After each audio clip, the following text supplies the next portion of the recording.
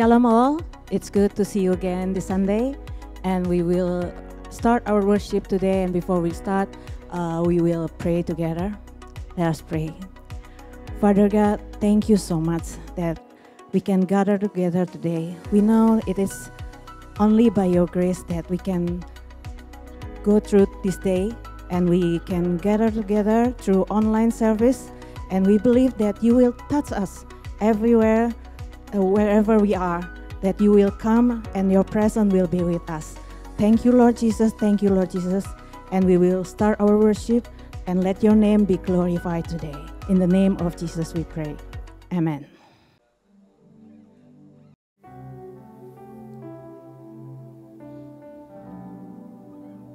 Thank you, Lord.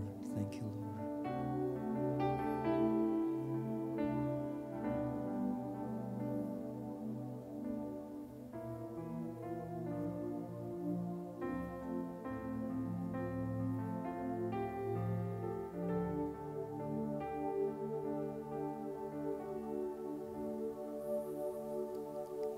Every knee will bow,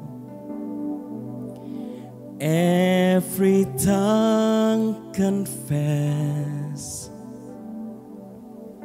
that Jesus Christ is Lord, Lord and King.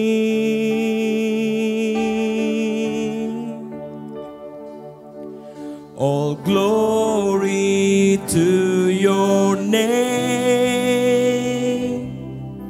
all honor to your majesty, forever, forever. All praise to you alone.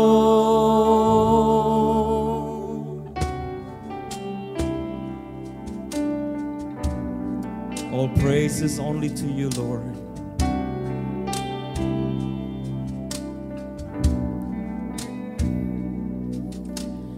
Every eye will see, amen, and every heart will know the beauty of the Lord in all the earth.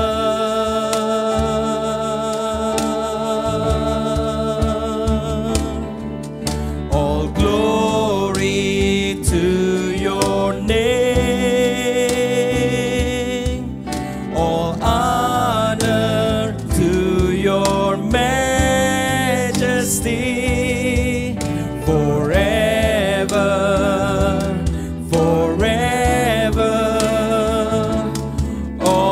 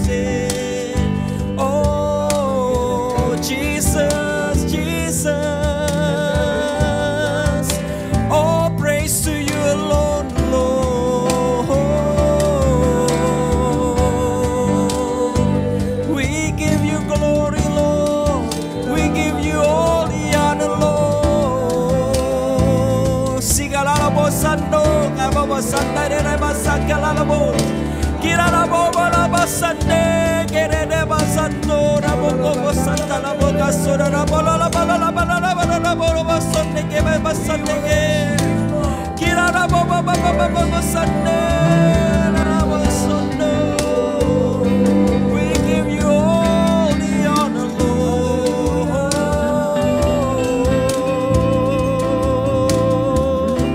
Hallelujah, we love you, Lord. Hallelujah, hallelujah.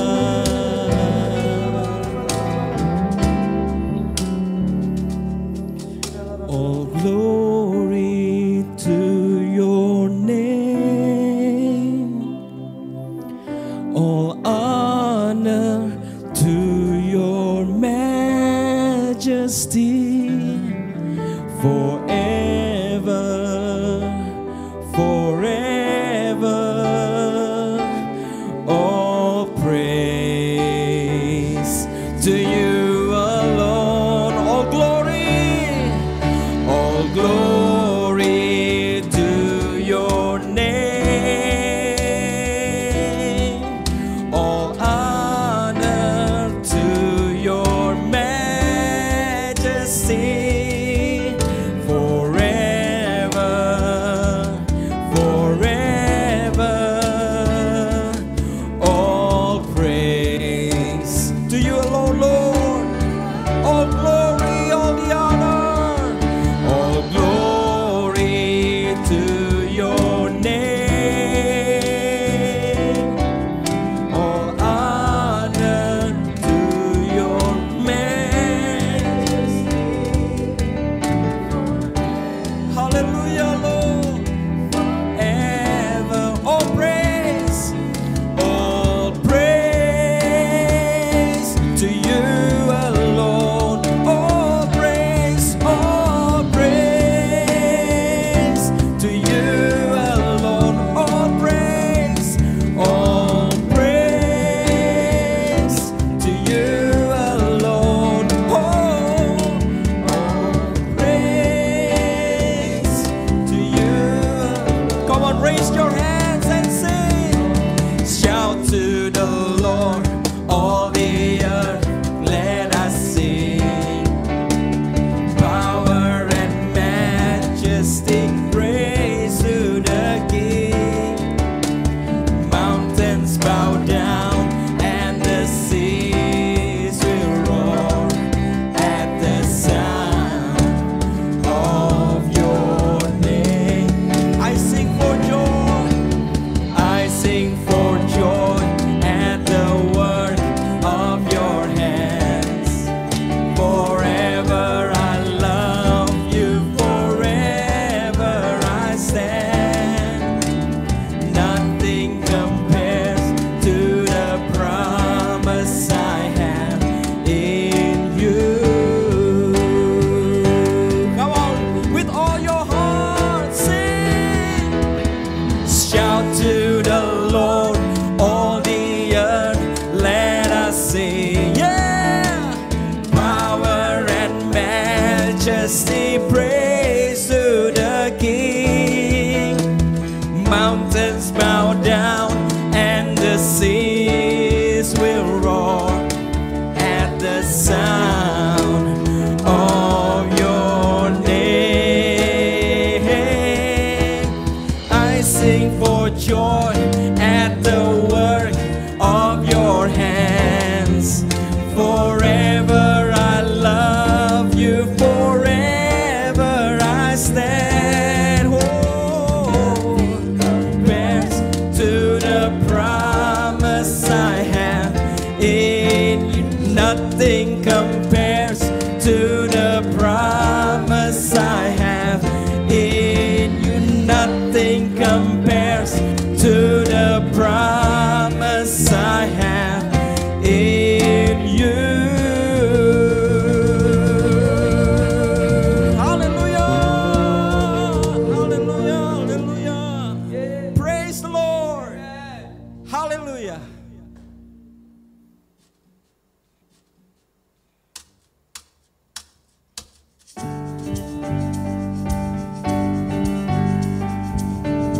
sing with us, brothers and sisters in Christ. Hallelujah. Let us rejoice in the presence of the Lord.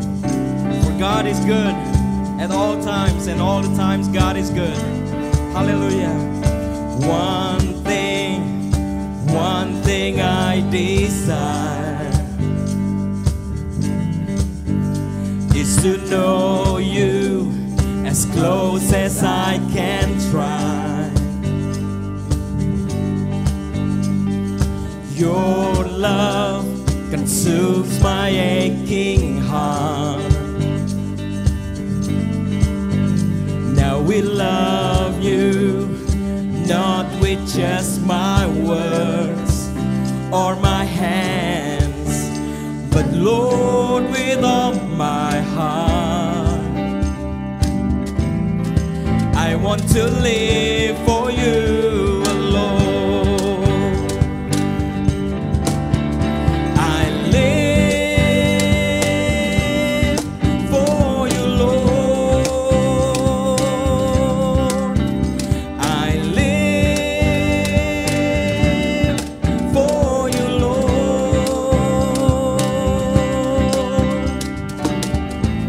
I will serve you as my master. Oh, a living sacrifice. I want to live for you alone. Hallelujah.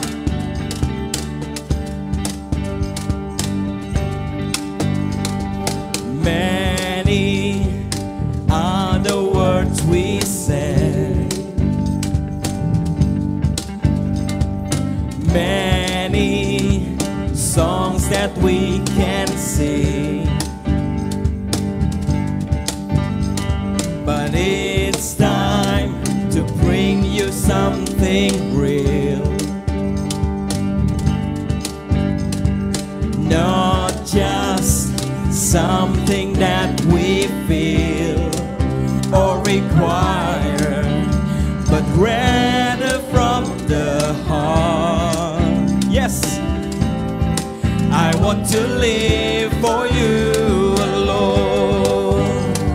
Oh, I live for you, Lord. I live for you, Lord.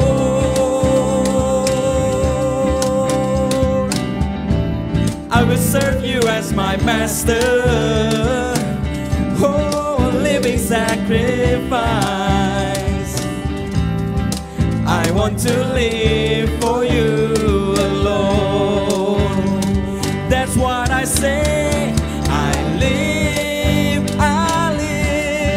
for you, Lord. I live for you, I live for you. Oh, for you, Lord.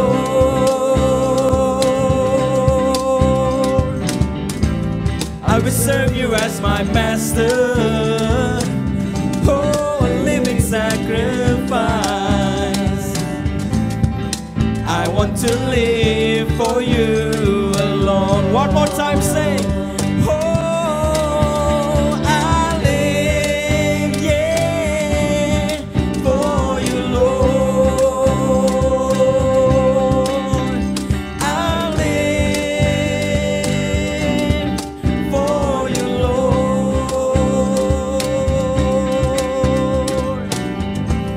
I will serve you as my master. Oh, a living sacrifice. I want to live for you alone. Yeah, I want to live for you alone. Yes, Lord, I want to live for you alone. Yeah. Hallelujah. Hallelujah. Hallelujah. Shalom all, it's time for us to give our offering. and you can see our QR code, our numbers, account numbers, so you can transfer your offering. So before we give, let us pray. Dear Lord, thank you, Lord Jesus, that you have blessed us so much. It is a lot that you have given us, then we want to give our thank you, our thankful to our offering. Thank you, Lord Jesus, and bless all the offerings, and it will glorify your name. Thank you, Lord Jesus. In the name of Jesus we pray. Amen. Let us do our offering declaration. 1, 2, 3. When we bring our offering, we believe that the gates of heaven are open, and the blessing of the Lord are poured out. I have a better business, job, and education. Profit, bonus, and asset will be multiplied. God will bring old and new customers to me. All bills will be paid off. I own a house on earth and in heaven, receiving gifts, surprises, and rewards. A soulmate will be given to those who are single. There is no barren person in our midst, and families are living in harmonies. All enemies, sickness, and loss will be rebuked from our lives, families, jobs, and our businesses. This is the time to give the offering in the name of Jesus. Hallelujah.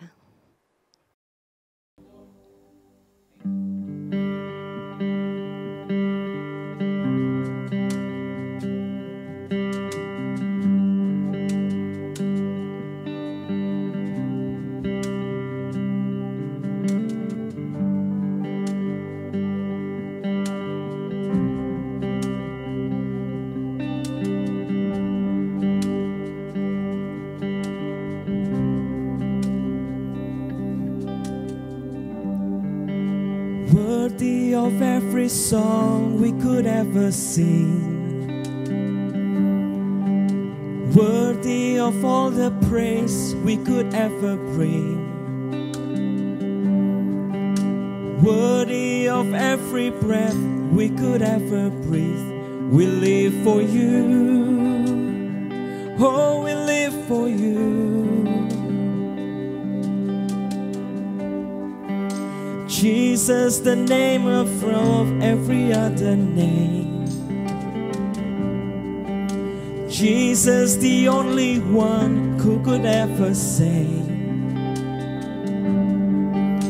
Worthy of every breath we could ever breathe. We live for you. We live for you.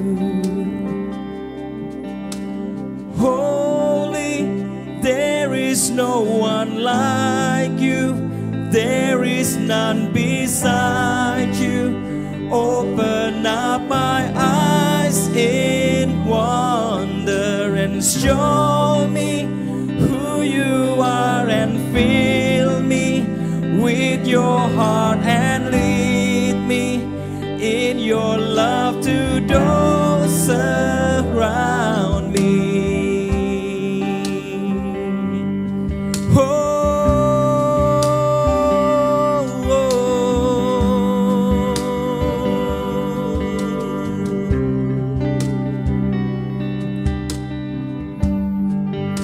Jesus, the name above every other name. Jesus, the only one who could ever save. Worthy of every breath we could ever breathe. We live for you, oh Jesus, we live for you. Yeah, holy, there is no one like you. There is none beside you. Open up my eyes in wonder and show me who you are, and fill me with your heart and lead me in your love to those around me. Holy, there is no one like you. There is none beside you. Open up my eyes in wonder. Show me who you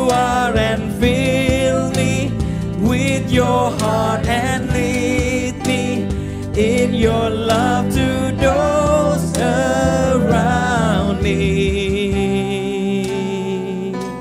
Oh, Jesus, the name above all other names, Lord. Oh, come on, guys, sing with me. Come on, church, and I will build my life. I will build my life upon your love. It is a firm foundation. I will put my trust in you alone, and I will not be shaken, and I will build my life upon your love. It is a firm foundation, and I will put my trust in you alone, and I will not be shaken. Holy, there is no one like you. There is none beside you. Open up my eyes in wonder and show me who you are, and fill me with your heart and lead me in your love to those around me. Holy, there is no one like you. There is none beside you. Open up my eyes in wonder and show me who you are, and fill me with your heart and lead me in your love to those around me. Jesus, Jesus, Jesus, Jesus, the name above every other name. Jesus, the only one who could ever save. Worthy of every breath we could ever breathe. We live for you. We live for you. We live for you. We live for you.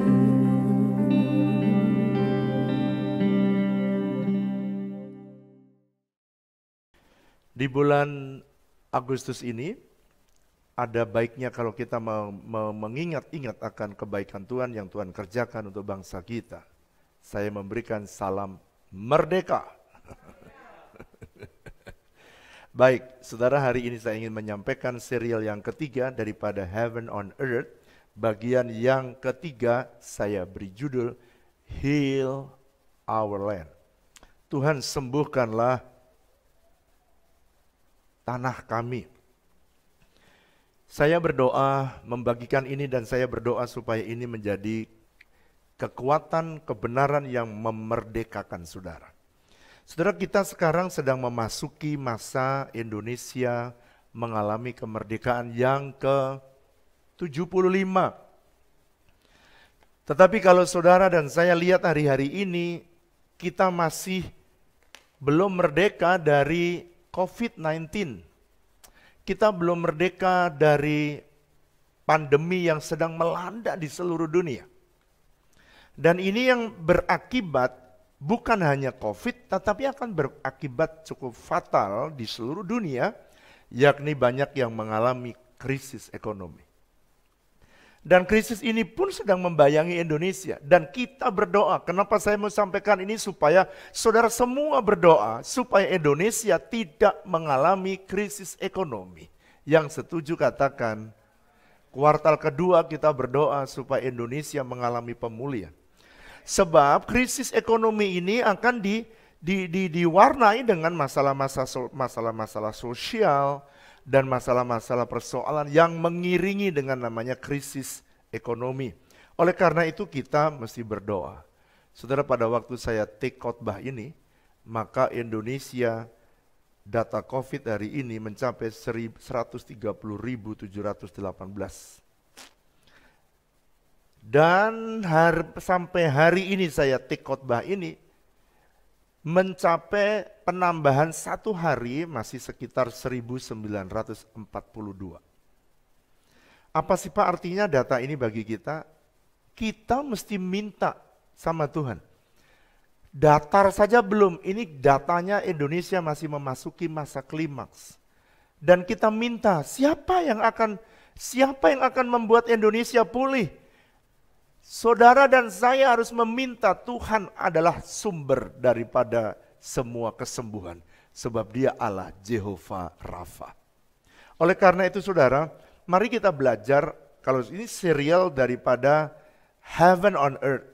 Bagaimana kita belajar menyelesaikan persoalan yang ada di bumi ini, bukan dengan cara bumi, tapi kita menyelesaikan masalah di bumi dengan cara sorga. Itu sebabnya hari ini saya beri judul, Heal Our Land. Saudara mungkin sudah berkata, kalau gitu yang perlu disembuhkan Indonesia sajakah Pak? Tanah di dalam Alkitab itu memiliki arti, ada 5 arti tanah. Tanah, kalau saya berkata heal our land, tanah itu berbicara yang pertama adalah pribadi kita, sebab hidup kita diambil dari tanah. Yang kedua, tanah berbicara tentang keluarga kita. Karena rumah tangga semua berdiri di atas tanah, rumah di atas tanah. Jadi dengan kata lain, kalau kita berkata heal our land, berarti bicara juga kesembuhan pribadi saudara, kesembuhan keluarga saudara. Tapi yang ketiga, tanah juga berbicara tentang bisnis, pekerjaan saudara.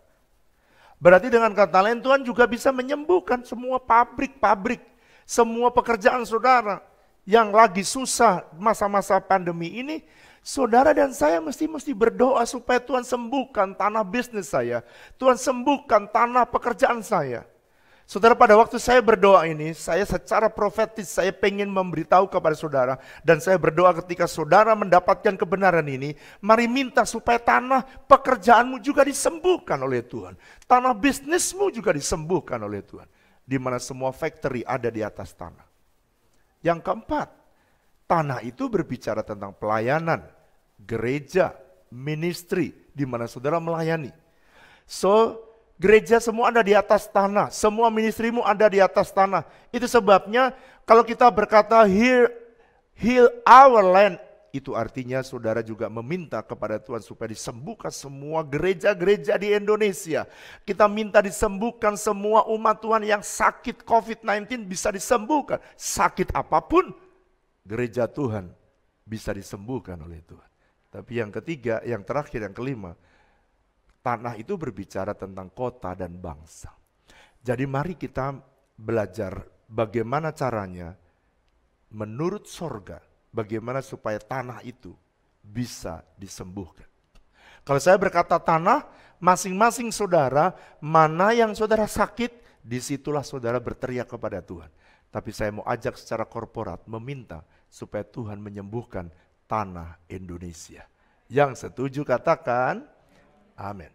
Baik, saya akan mulai. Pak, bagaimana sih di dalam Alkitab, bagaimana suatu kesembuhan, satu kota terjadi? Dalam 2 Raja-Raja pasal 2 ayat 19 sampai 21, satu hari penduduk Yeriko datang kepada Nabi Tuhan namanya Elisa. Dan dia berkata, penduduk di kota ini datang kepada Elisa dan berkata, di daerah ini mereka bagus, subur, tetapi airnya tidak baik. Kenapa tidak baik? Karena setiap kali orang minum air itu akan menimbulkan keguguran bayi atau kematian. Saudara, di Yeriko saya pernah ada di tempat ini, di mana ditulis 2 Raja-Raja pasal 2. Dan pada waktu itu kemudian Saudara, ketika terjadi keguguran bayi atau ini terjadi kematian di seluruh kota Yeriko itu, maka Elisa berkata begini, kalau gitu kasih aku garam. Dan pada waktu dia minta garam, dia tidak taruh di tempat di mana sungai itu berada, tetapi dia pergi ke mata airnya. Elisa menyehatkan air itu dengan menabur garam di mata airnya. Artinya begini, kalau kita mau menyelesaikan masalah, semua, baik pribadi, baik keluarga, baik pekerjaan atau bisnis, pelayanan atau gereja, kota atau bangsa, maka saudara mesti masuk pada bagian akarnya. Saudara mesti mengerti prinsip ini, kenapa saya dasari dengan prinsip ini. Saudara jangan lihat yang ada di luar. Kalau ada orang sakit demam, maka dokter tidak hanya kasih paracetamol. Kalau dikasih paracetamol, maka pada waktu dikasih paracetamol, demam turun, besoknya dia panas lagi. Sebab panas itu harus dicari akarnya. Dan akar dari panas itu adalah infeksi. Infeksi apa? Gigi, infeksi perut, infeksi kepala, infeksi apa. Oleh karena itu kalau untuk mau menyelesaikan saudara harus masuk dari akarnya. Ada seorang hamba Tuhan dia berkata begini, if you are unable to understand the cause of the problem, it is impossible to solve it. Kalau kamu tidak bisa menemukan penyebab daripada sebuah masalah, kamu mustahil bisa menyelesaikan masalah itu. So that's why, kalau kita ingin mendapatkan solusi heal our land, saudara mesti mengerti apa yang menjadi akar persoalan sesuatu. Kenapa Tuhan sampai memukul bumi dengan sampar? Kenapa Tuhan bisnis saya mengalami dipukul oleh Tuhan? Kenapa keluarga saya rusak dan hancur dan mengalami berantakan? Saudara mesti bertanya kepada Tuhan bagian akarnya. Kita mesti cari rootnya, kita cari akarnya. Sebab dia berkata begini, Natokan dia berkata gini, kalau kamu tidak bisa mengerti penyebab daripada atau akar dari setiap persoalan yang terjadi, it is impossible, sulit sekali saudara mendapatkan. Atau dengan kata lain, kalau saudara dan saya mendapatkannya, saudara akan bisa menemukan solusinya. Steve Jobs, dia sudah tidak ada, tapi dia pakar komputer. Tapi ada statement yang bagus yang saya mau ambil.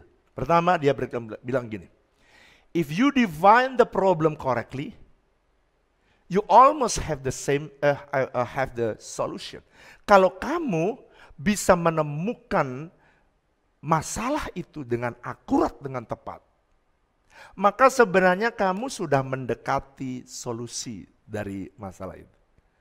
Jadi kalau begitu, menemukan akar masalah itu sangat penting sebelum saudara mengalami sebuah breakthrough, penyelesaian dari masalah itu sendiri. Nah, sekarang saya ingin membaca, kalau begitu sesuai dengan tema kita, Heal Our Land. Kalau begitu apa sih Pak akar masalah kenapa Tuhan memukul bumi? Ini bukan dunia ya, bumi. Bumi itu the earth. Kenapa Tuhan memukul bumi? Kalau dunia itu sistem yang bekerja. Dan menimbulkan kematian banyak penduduk. Saudara, kematian sekarang sudah mencapai 6.000 lebih. Kalau dunia lebih banyak lagi saudara. Amerika lebih dari 2,5 juta kena COVID-19. Sekarang pertanyaannya, apa sih Pak akar masalahnya? Kita mau kembali kepada rootnya. Mari buka bersama dengan saya Maleakhi pasal 4. Saya ingin bersama-sama dengan saudara membaca bersama-sama Maleakhi pasal yang keempat, ayat yang keempat sampai ayat yang keenam. Mari kalau saudara sudah menemukan, mari kita membaca bersama-sama. 1, 2, 3. Ingatlah kepada Taurat yang telah kuperintahkan kepada Musa, hambaku di gunung Horeb, untuk disampaikan kepada seluruh Israel, yakni ketetapan-ketetapan dan hukum-hukum.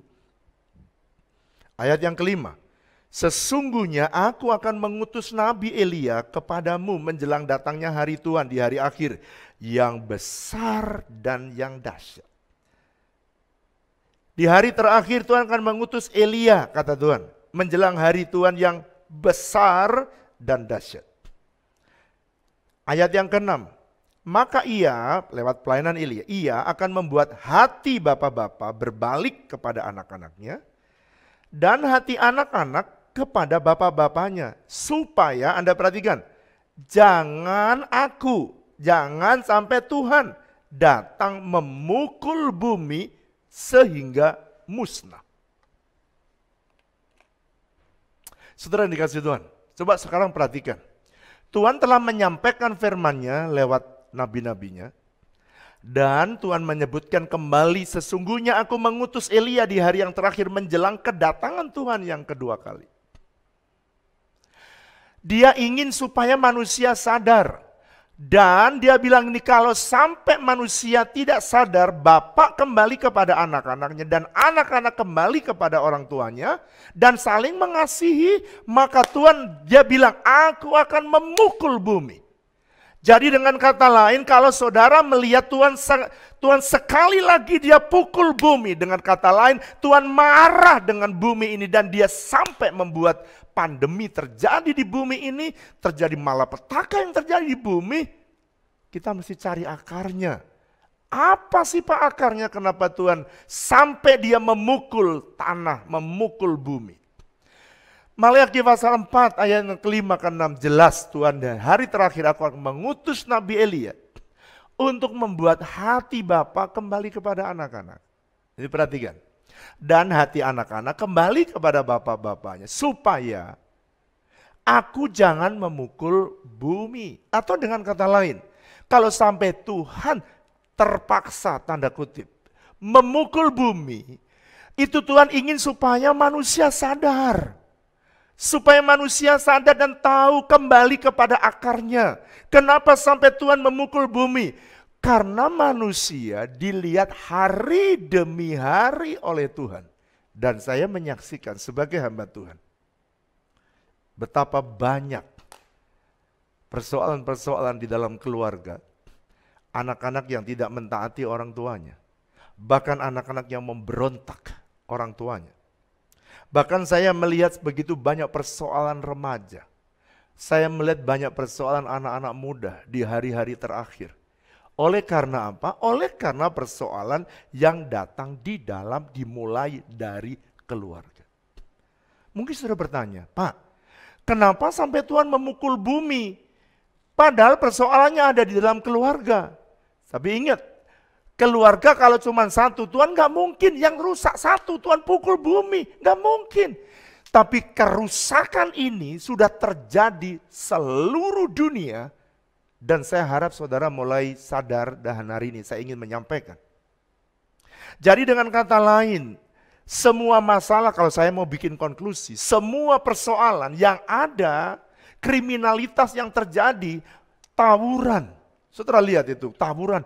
Di tengah-tengah pandemi, di tengah-tengah harus social distancing, physical distancing, tapi orang-orang malah tawuran. Siapa mereka?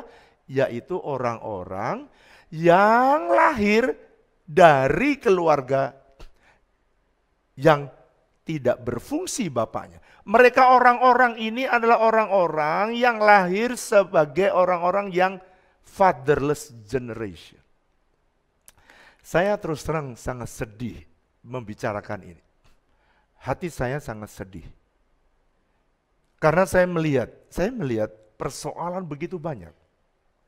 Saudara, ada anak muda nembak keluarganya. Seorang ayah bunuh anaknya, tega ya. Seorang suami bunuh anaknya, tega ya. Dulu mungkin saudara, Tuhan melihat akumulasi sedemikian besar, sedemikian banyaknya persoalan yang ada di bumi, bukan hanya di Indonesia, di Amerika, di Australia, dan ini menyebar di mana-mana, dan sepertinya dunia sedang mengalami persoalan tidak berfungsinya seorang bapak. Fatherless generation adalah root, akar dari semua masalah yang ada di tanah pribadi, keluarga, tanah bisnis, tanah pekerjaan, tanah gereja, tanah pelayanan, dan yang terakhir tanah kota dan bangsa. Di bangsa di mana saudara dan saya tinggal atau bangsa-bangsa lain. Rick Johnson dia berkata begini, keren banget. Dia berkata, as a fathers, kita sebagai orang tua, saudara yang laki-laki, we have the power to impact generation of lives. Wow.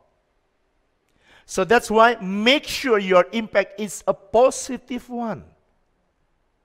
Kalau saudara perhatikan ini, jadi root atau akar dari semua persoalan sampai Tuhan memukul bumi seluruhnya, saudara. Sampai sekarang negara-negara mereka mau pergi ke negara lain, mereka ketakutan, sekarang mengalami ketakutan. Dan persoalan utamanya adalah, rootnya adalah mereka generasi ini mengalami fatherless. Orang-orang yang tidak mengalami kasih dari Bapa. Saya mau lebih dalam. Kenapa so serius Bapak bicara ini?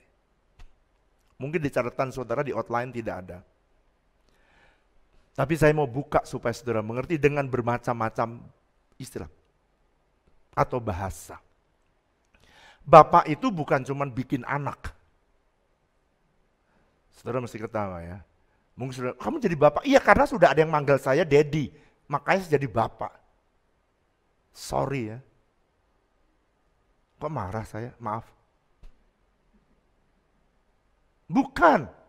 No. Anda jadi bapak bukan karena Anda punya anak. No. Ini yang menyebabkan Tuhan memukul bumi. Dan ini yang menyebabkan Tuhan marah dengan manusia di muka bumi. Dan saudara hari ini saya ajak untuk mewakili, melakukan rekonsiliasi dengan Tuhan. Dan kita melakukan bersama-sama agar Tuhan merestorasi kembali dan menyembuhkan tanah kita. Apa saudara bersedia untuk lakukan itu? Supaya rumah tangga kita, keluarga kita, kota kita, bangsa kita beroleh kesembuhan. Father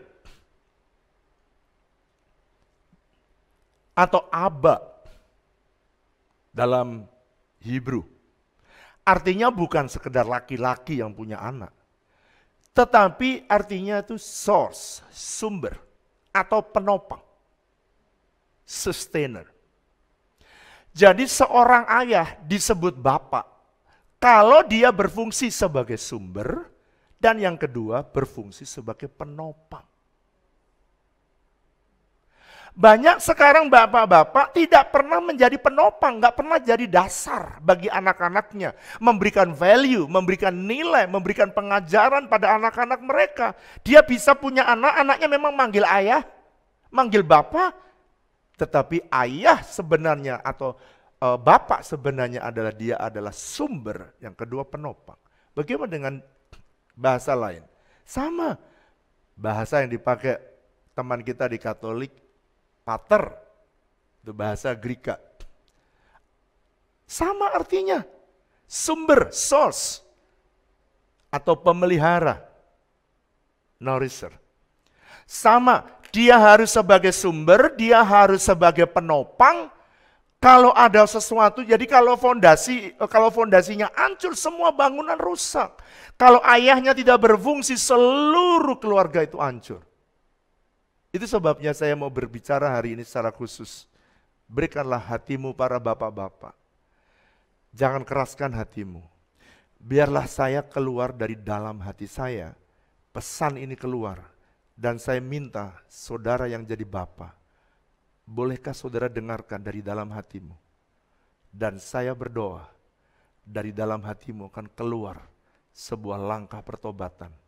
Dan itu akan menyebabkan kesembuhan dari seluruh tanah yang ada di muka bumi. Jadi dengan kata lain, ayah itu adalah fondasi. Dia ada di bawah, bukan ada di atas. Dia adalah orang yang menjadi tempat yang paling bawah. Itu sebabnya saya sering berkata di gereja, saya rela jadi keset bagi semua orang yang ada di gereja. Do you know why?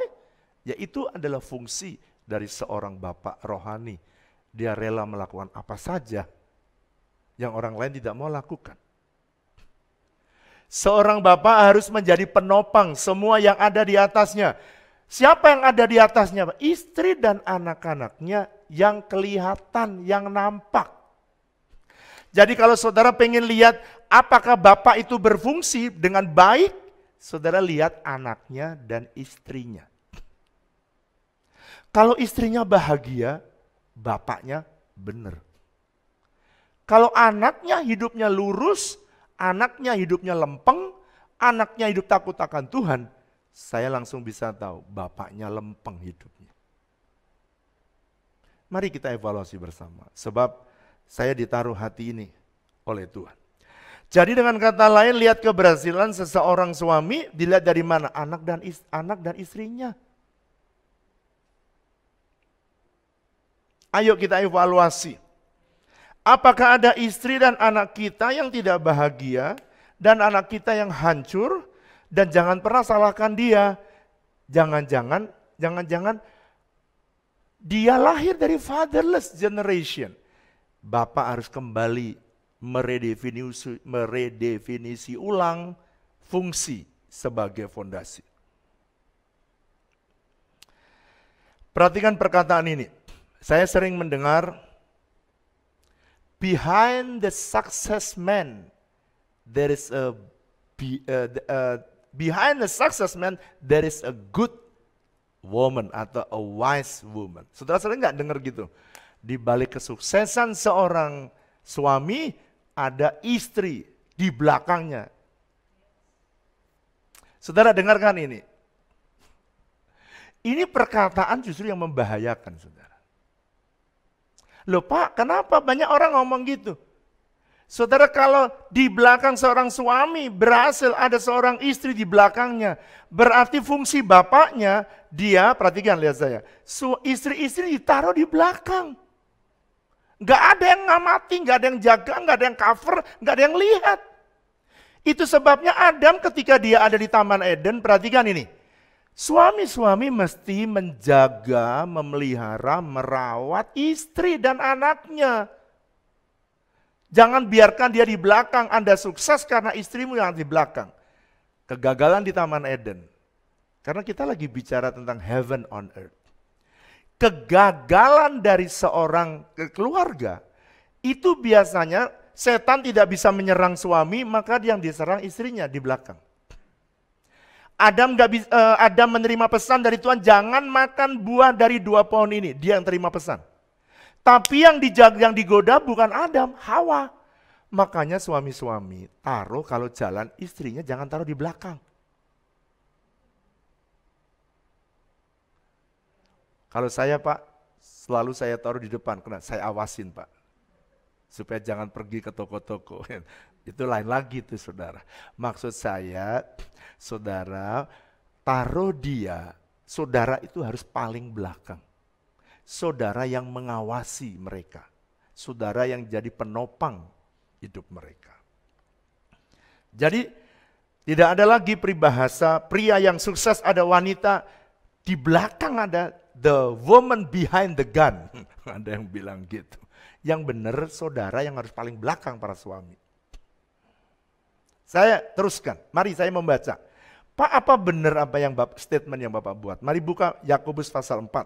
Mungkin di tempatmu tidak ada, tapi saya ingin saudara membaca Yakobus pasal yang keempat, ayat yang ke-17.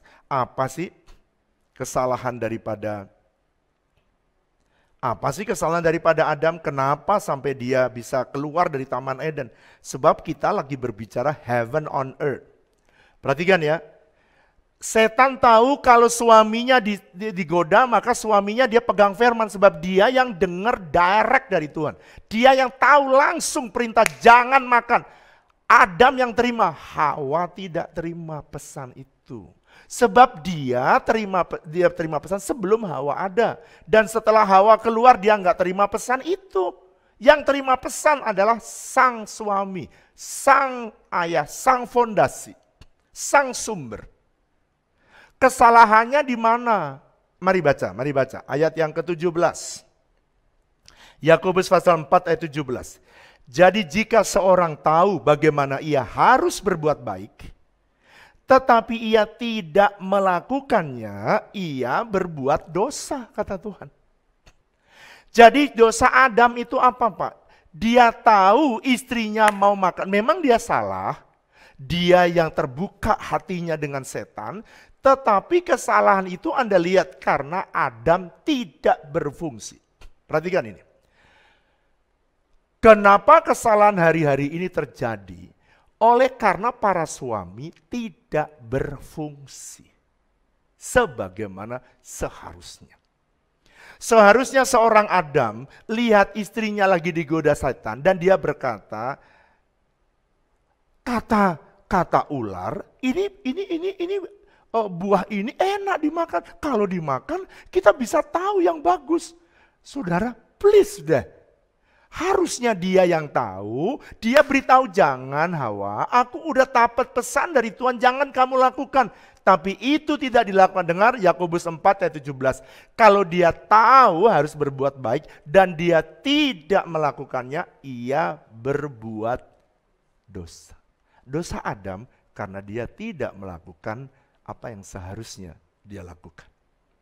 Jadi kalau begitu, ini perhatikan ya. Saya melihat begitu banyak perceraian terjadi di mana-mana.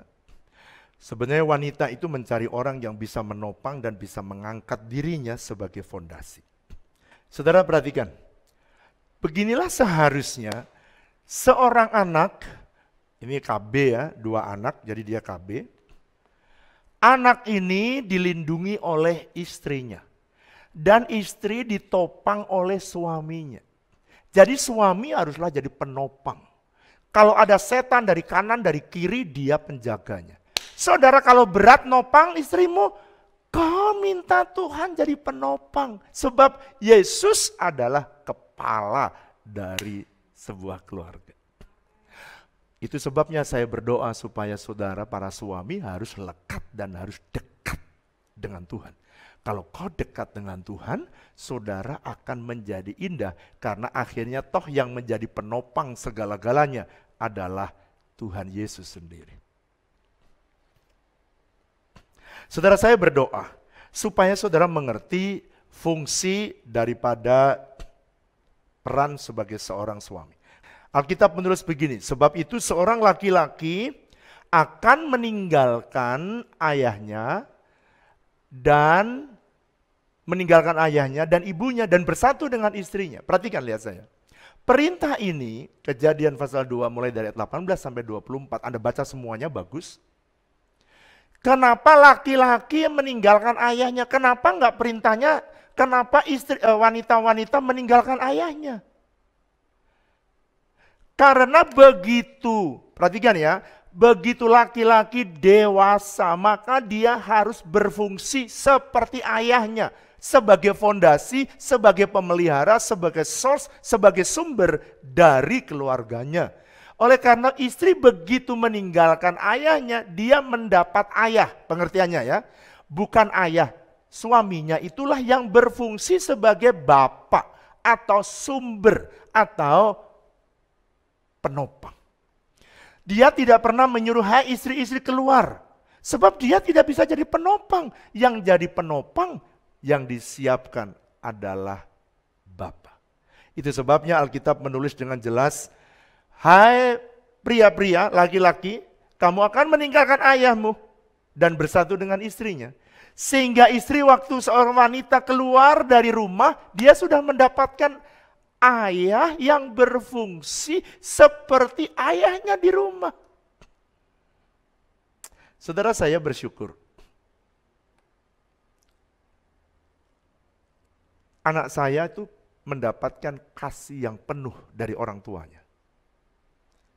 Dan saya untuk mendapatkan menantu, itu saya mesti berpikir 1000 kali. Karena apa? Kalau sampai dia tidak bisa memperlakukan anak saya seperti saya dan istri saya, mengasihi dia, wow, it's very dangerous. Itu sebabnya saya mau bikin seminar. Topiknya mencari menantu yang baik. Ini penting. Dan anak saya sudah menikah lebih daripada 5 tahun. 5 tahun atau 4 tahun? 5 tahun. Selama 5 tahun, saudara, dulu orang tuanya, saya dan Ibu Flora di tahun pertama mengalami perang Brontoyudo dan mengalami pergulatan yang tidak sedikit karena nggak ada yang mementor saya, nggak ada yang mengajari kita. Tapi tahun yang pertama saya lewat, setelah itu saya menemukan kebenarannya. Tapi anak saya sudah 5 tahun menikah. Belum pernah dia pulang ke rumah karena bertengkar dengan suaminya. Buat saya itu jauh lebih bahagia daripada emas 1 kilo atau 2 kilo atau 3 kilo. Saudara, saya berdoa supaya hal serupa bisa terjadi kepadamu yang mendengar kebenaran ini.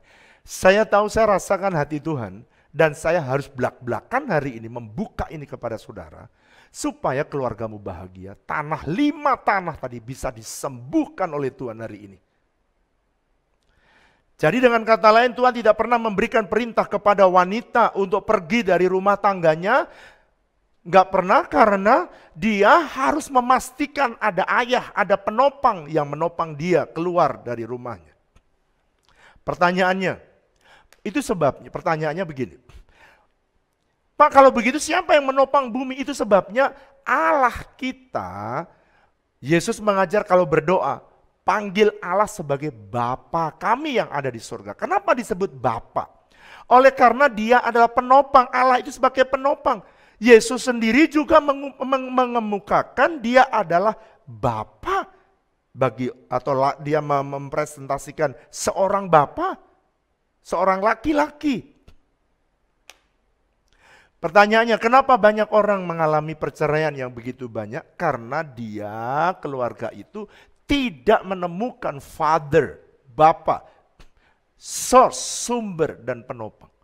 Kalau ada saja yang penopang, dia rela ada di bawah, dia rela diinjek, dia rela menanggung beban semuanya. Saudara, keluarga itu pasti bahagia.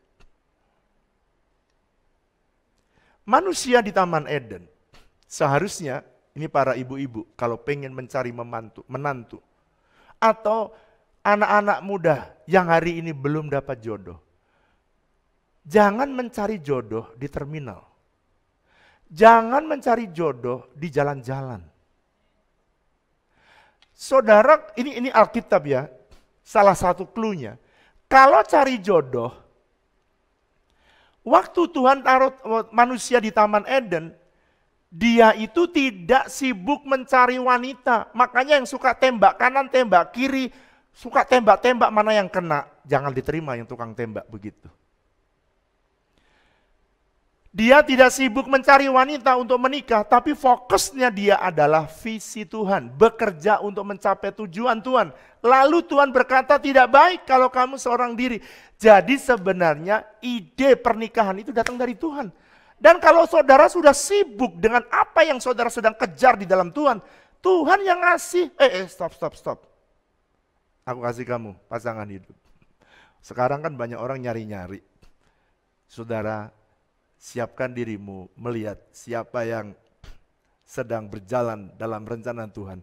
Enggak usah mikirin jodoh. Jodoh Tuhan kasih kok, datang begitu aja. Saya dulu dikejar-kejar, maaf. Ada 11 wanita yang mengejar-ngejar saya, saudara. Yang ngomong direct langsung I love you, 2 orang. Tapi saudara, saya sibuk pada visinya Tuhan. Dan in the end, orang yang dikasih, yang sekarang ya saudara jadi istri saya sekarang, itu saya menyatakan cinta, ditolak justru malah saudara. 8 kali saudara tahu ceritanya toh.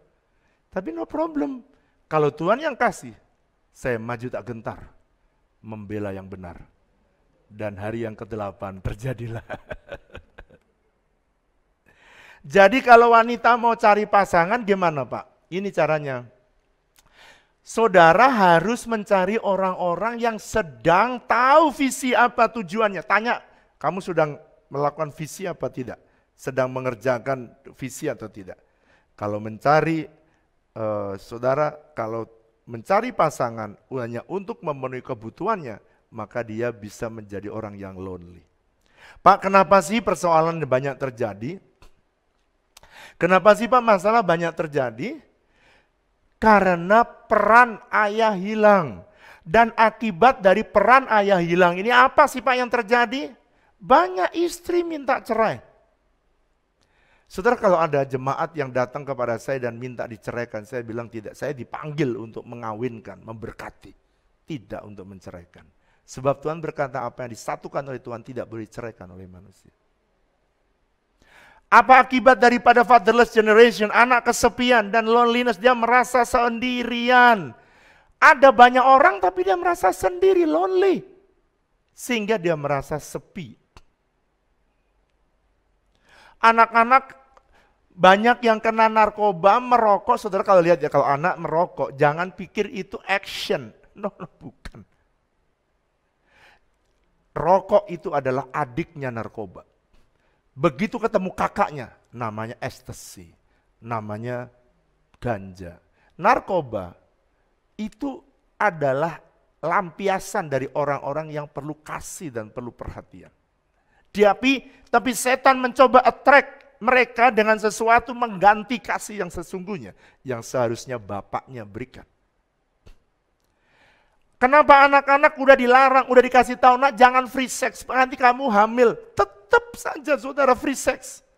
Jangan tawuran nak, jangan kamu mencuri, jangan kamu berzina, tapi tetap dilakukan. Dan prosentase semakin hari semakin besar. Saudara, bahkan saya mengerikan sekarang ada yang namanya gender diaspora. Adalah ketidaknyamanan karena seseorang menerima gender yang diberikan oleh Tuhan secara biologis. Dan sekarang saudara di Swedia meningkat 1.500 dari tahun 2008 sampai 2018. Swedia ini lambang dari sekitar negara-negara di Eropa. Bahkan sekarang kaum LGBT mendesak anak-anak boleh dioperasi kelaminnya tanpa persetujuan dari orang tuanya. See? Dari mana dasar-dasar itu? Karena kehilangan seorang bapak. Kehilangan figur bapak. Bahkan sekarang mereka mengusulkan namanya babies. Bukan babies, babies. Kenapa disebut babies? Karena biarkan anak-anak itu bertumbuh. Setelah bertumbuh dia boleh menentukan jenis kelaminnya. Makanya disebut they. Mereka tidak mau she and he. Mereka maunya they. Karena nggak ketahuan gendernya. Dari mana asalnya pengajaran ini? Karena fatherless generation. Rusak bumi ini. Saudara, ngeri sekali. Makanya saudara sekarang kalau Anda lihat sekarang ya, film-film itu mulai diperkenalkan gay, bapaknya gay, ibunya gay, dan kemudian ada anaknya. Ada lesbi, ibu dan bapak, wanita-wanita dan punya anak. Itu dianggapnya new normal. Jadi sekarang istilah new normal dipakai setan justru untuk masuk dalam perkara-perkara yang jahat. Saya berdoa supaya saudara mengerti ini. Ini strateginya. Setan tahu strategi ini. Maka untuk menghancurkan komunitas, kota dan bangsa, maka yang dihancurkan adalah laki-laki. Perannya laki-laki dihancurkan. Sehingga keluarga, komunitas dan kota itu rusak. Saya berdoa supaya saudara menyadari ini. Ayo bangkit para laki-laki. Saya sebagai laki-laki, saya bicara dari dalam hati ini. Dan saya siapkan khotbah ini yang terbaik, yang supaya saudara bisa ngerti. Dan pelan-pelan saya harap saudara bisa menangkap apa yang menjadi pesan Tuhan hari ini. Billy Graham dia berkata, being a good father is one of the most valuable assets in our society.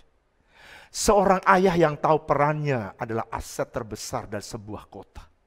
Itu sebabnya saudara, saya berusaha keras di gereja ini. Wanita dimuridkan, youth dimuridkan, anak-anak dimuridkan. Sekarang orang tua, mari bawa anakmu masuk dalam kids altar di tengah pandemi ini.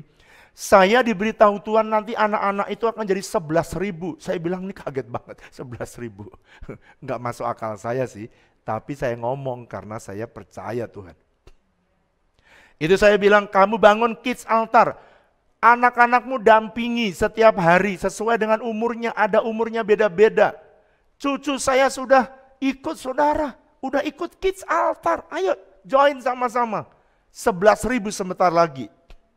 Wanita sekarang dimuridkan, namanya Permata. Semua dimuridkan, saya suruh istri saya, kamu muridkan semua wanita. Saya juga memuridkan para pemimpin-pemimpin di gereja ini. Seluruh suaminya, istrinya saya ajak join. Tetapi yang di gereja kita belum ya, perhatikan. Menurut saya belum besar adalah pemuridan pria. Kalau pria mau dimuridkan, lari. Di tempat kita ada MOI, saya tanya kepada pembinanya namanya Pendeta Erwin Widodo. Sudahkah kamu muridkan para pria? Sudah sih. Tapi tadinya banyak, tapi pemuridannya enggak terlalu banyak orang mau dimuridkan para pria. Ini jadi beban saya, saudara. Saya berdoa supaya para laki-laki bersedialah tanya Pak aku ini enggak ada sekolah bapak, enggak ada. Masuk pemuridan para pria. Itu sebabnya saya mulai berpikir bagaimana caranya supaya Tuhan tidak memukul saudara. Tuhan tidak memukul perusahaan saudara. Tuhan tidak memukul kota kita dan bangsa kita. Saya memulai menyiapkan transformation bagian yang ketujuh yang saya beri nama Family Transformation. Saya sudah selesai bahannya. Saya akan mulai setelah saya mulai mengajar untuk pembina-pembina dan para guru, setelah itu saya akan mulai. Kenapa Yesus juga konsentrasi? Saudara perhatikan, kenapa murid Yesus nggak ada yang cewek ya? Saudara tahu kenapa? Karena Yesus tahu perannya dan dia lebih baik dia ambil 12 tapi dia muridkan yang laki-laki sebab dia adalah penopang, dia adalah sumber dan dia adalah problem solver. Itu sebabnya saudara, saya berdoa kalau para suami mendengar kebenaran ini, saya berdoa kalau suami dimuridkan, saudara bisa memuridkan keluarga. Pemuridan dalam keluarga adalah cara yang terbaik. Hai suami-suami, bangunlah mesbah keluarga. Hai suami-suami, didiklah anak dan istrimu. Taruh di depan, jangan ada the woman behind the gun. Rusak semua, saudara. Saya berdoa supaya Anda jadi penopang dari semua para suami. Saudara, Tuhan berjanji begini. Pertanyaannya begini. Pak, bagaimana kalau selama ini saya salah dalam menjadi seorang ayah? Apakah ada pengampunan? Apakah ada bisa restorasi bagi saya? Itu sebabnya judulnya Heal Our Land. Saya beri judul itu karena Tuhan memberi harapan. Dalam 2 Tawarekh pasal 7 ayat 13-14 dikatakan begini, kalau umatku yang atas namaku disebut merendahkan diri dan mencari wajahku, artinya saudara kembali lagi kepada polanya Tuhan, rencananya Tuhan. Dan Anda berbalik, yang salah berbalik. Ketika melihat Tuhan memukul bumi hari ini, dan Anda berbalik melihat ada COVID, melihat ada sampar, dan Anda berbalik kepada Tuhan, dan saudara kembali lagi, semua keluarga berbalik kepada Tuhan. Wow, kalau ini saudara lakukan, Tuhan tidak jadi lagi memukul bumi. Dengan kata lain, Tuhan akan segera mengangkat ini, vaksin bisa segera ketemu. Saudara, dulu 300 gereja kita tutup untuk online, 300. Sekarang 1000, penambahan 1800, 1900, kemarin sempat 2000. Wah, gereja-gereja di Jakarta, Tangerang belum berani saudara membukanya. Sebab yang kita pentingkan keselamatan saudara, jauh lebih penting keselamatan saudara daripada terserang COVID-19. Tapi hari ini at least vaksin rohani hari ini harus kita lakukan. Hari ini saya akan melakukan tindakan profetik. Bagaimana Pak caranya? Perhatikan ya, kalau ada orang mau mati, maka dia selalu punya pesan yang terakhir.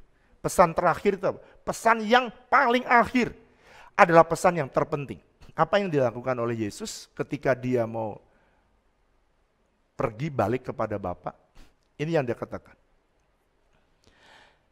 Dia bilang begini sebelum dia naik ke surga. Ini yang saya mau lakukan. Dia berkata, sebelum dia naik ke atas kayu salib, dia membasuh kaki murid-muridnya. Saudara, di kesempatan ini saya mau mengajak saudara, para ayah dimulai. Basuh kaki istrimu dan minta ampun kalau selama ini salah dalam melakukan peranmu sebagai penopang, sebagai sumber, sebagai source dari semuanya. Saya akan mulai dari saya sebagai gembala dan saya akan melakukan. Dan selanjutnya saudara yang mengerjakan di semua tempat. Dan saya berdoa setiap orang yang mendengar kebenaran ini, kerjakanlah supaya saudara mewakili Indonesia. Dan Indonesia akan dipulihkan. Haleluya. Saudara,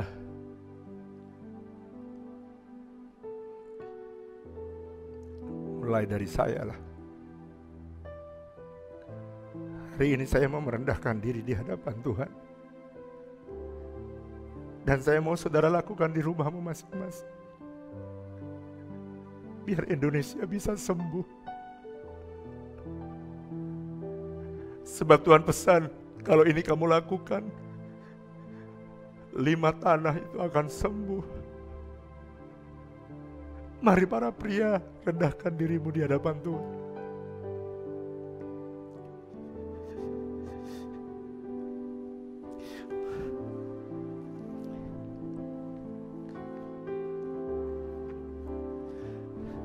Istriku,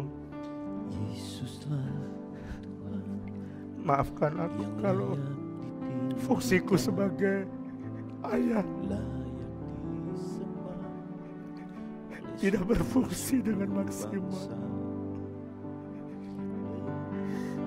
Ampuni, supaya Tuhan mengampuni Indonesia.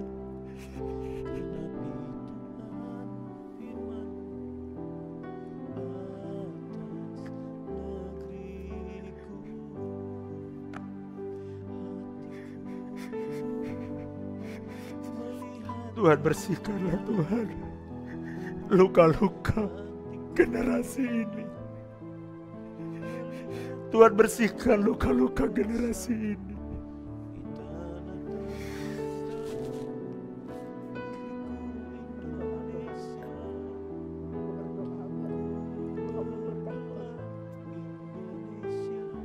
Papa sebagai kepala keluarga, supaya dia boleh menjadi penopang dan sumber yang mengalirkan kehidupan buat seluruh keluarga Tuhan. Engkau pakai Tuhan seluruh keluarga kami untuk jadi pemulihan bagi Indonesia. Terima kasih Tuhan.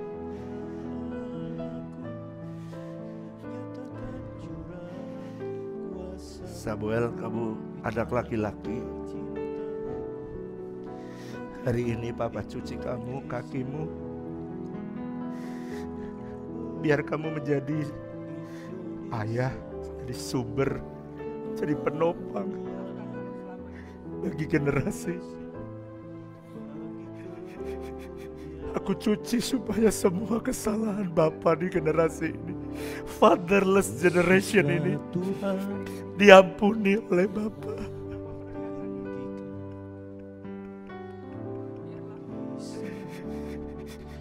Biarlah semua kesalahan keluarga ini dihapuskan hari ini. Dan hidupmu menjadi ayah yang baik. Dan menjadi father bagi generasi ini. Banyak anak muda yang rusak. Jadilah generasi yang kuat. Pulihkan Tuhan. Biar semua ayah berfungsi kembali. Jadi anak-anak yang bertanggung jawab. Aku berkati Tuhan, supaya generasi ini pulih dalam nama Yesus.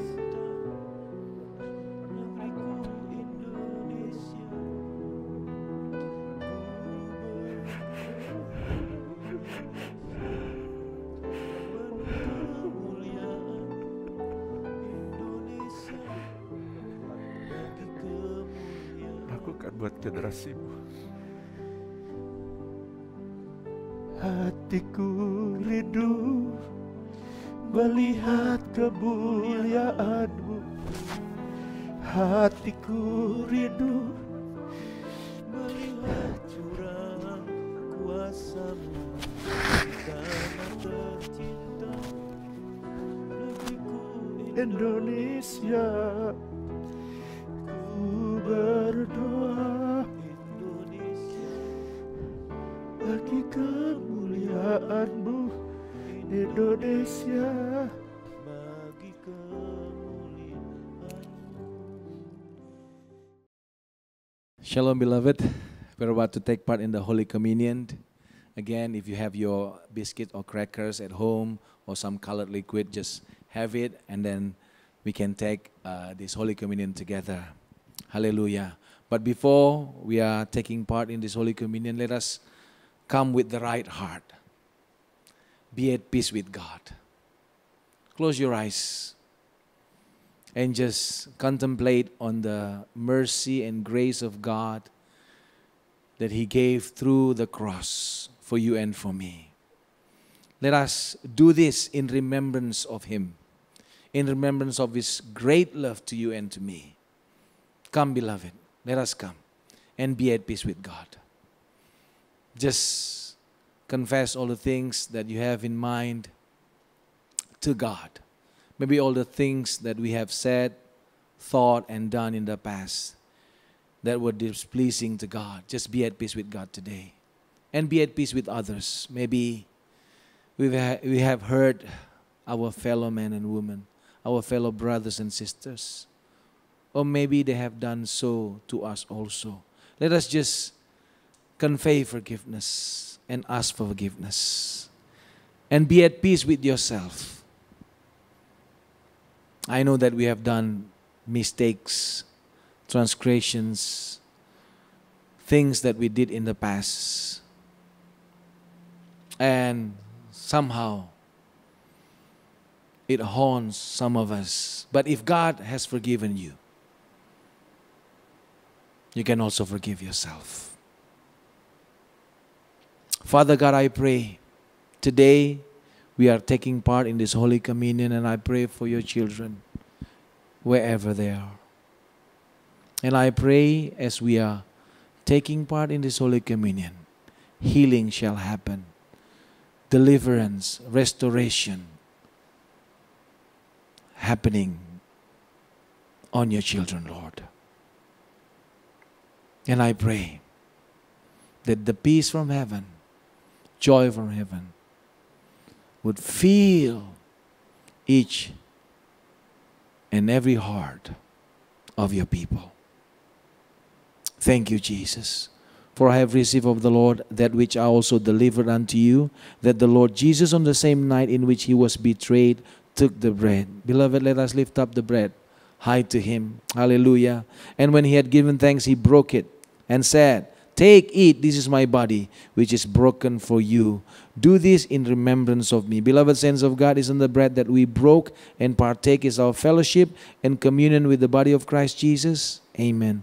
Let's take it in Jesus' name. Thank you, Lord Jesus. We believe by your stripes we are already healed. Amen. Let us now lift up the cup high to Him. And in the same manner He also took cup after supper, saying, "This cup is the new covenant in my blood. Do this as often as you drink it in remembrance of me." Beloved saints of God, isn't this cup upon which we give thanks is our fellowship and communion with the blood of Christ Jesus? Amen. Let's drink it in Jesus' name. Hallelujah. Hallelujah. Lift up your voice and give Him thanks. Thank you, Lord. Thank you for the body broken for us. Thank you for the blood shed for us. By your stripes we are already healed in Jesus' name. And through the shedding of the blood of our Lord Jesus Christ, we know that our sins has been cleansed. We are made new. Thank you, Jesus. Thank you, Lord. We receive the blessings. We receive the healing. We receive the restoration. In Jesus' mighty name. Hallelujah. Hallelujah. Amen. Amen.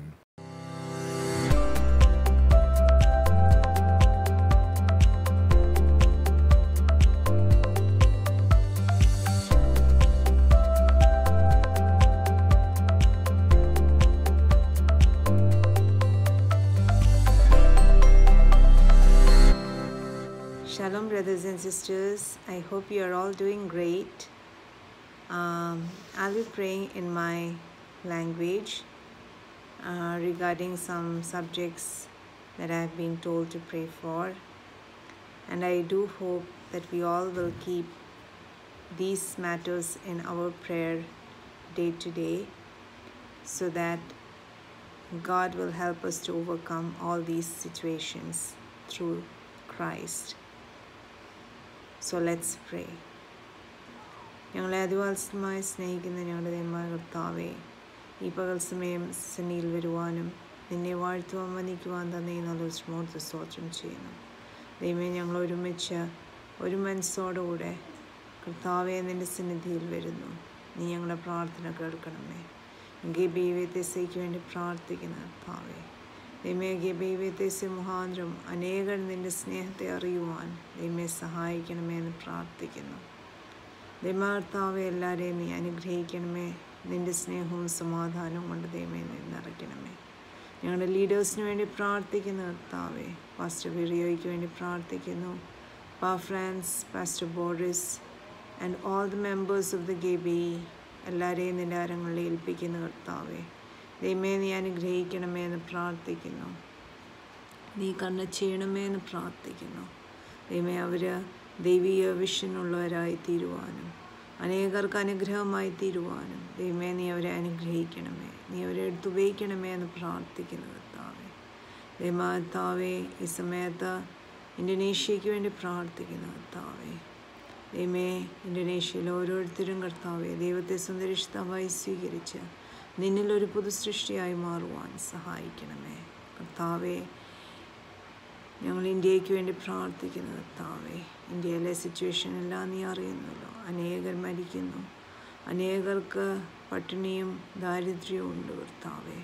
ദൈവമേ നീ കണ്ണ് ചെയ്യണമേ. ദൈവമേ, ഞങ്ങളുടെ ലീഡേഴ്സിന് കർത്താവേ നീ വകതിരിവ് കൊടുക്കണമേ. അവർക്ക് ജ്ഞാനം കൊടുക്കണമേ. അവർക്ക് ഡിസിഷൻ മേക്കിംഗ് എബിലിറ്റി നീ കൊടുക്കണമേ.